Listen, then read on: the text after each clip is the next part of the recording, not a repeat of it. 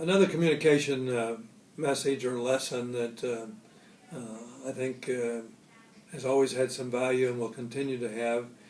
It's kind of based on something that becomes a little more outdated as we go forward. Goes back to, it says, don't pick a fight with someone who buys printer's ink by the barrel. In other words, back to a time when newspapers were the dominant force.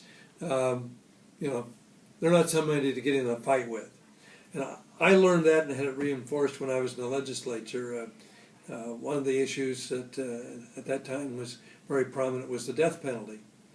And I'd always voted against it, but never really got into the debate. I was certainly not a leader in opposing the death penalty. Every Saturday during a legislative session, the legislators from the Salina area, there'd almost always be a Chamber of Commerce Saturday noon luncheon, an opportunity to talk about issues, etc., and report, answer questions. The death penalty was very prominent in a given week. The state senator was usually the most vocal on it. He took most of the questions, most of the heat. I don't remember participating at all. When the Sunday News, Sunday Salina Journal came out, there was a headline. And I was in the leadership in the legislature at the time. The headline said, the death penalty, Carlin says the death penalty will only pass over his dead body. Only over my dead body would the death penalty pass. Well, I hadn't hardly talked. My memory was not at all on the death penalty at that luncheon, and that's what the reporter was reporting on. I made the practice to tape. I had a tape recording of it.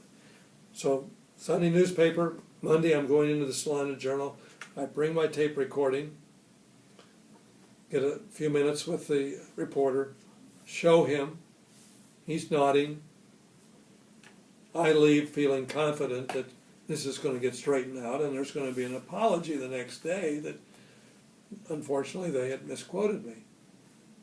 Tuesday, Salina Journal, headline, Carlin claims that he was misquoted, not acknowledging, and then repeating the whole story. So instead of a one-day story, now I had a two-day story, and I'm confident the ones who actually read both were pretty well convinced I was trying to get out of something that was embarrassing, not that it was never a part of the story.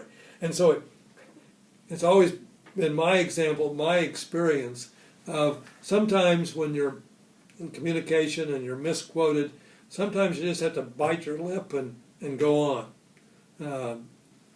The media does not, generally speaking, and they're human, we'd all be in the same position if we were a part of it, don't like to be told they made a mistake.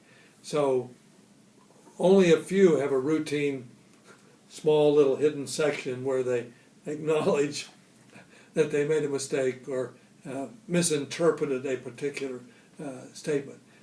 The lesson is be willing to just grit your teeth and go on. Now, it's less and less the newspaper, it's more and more television, the internet, etc. But be real careful about deciding whether you want to challenge. Now, there will be times you want to. The point I'm making is don't assume you want to jump out and try to correct everything, because it probably, in many cases, will only reinforce the story.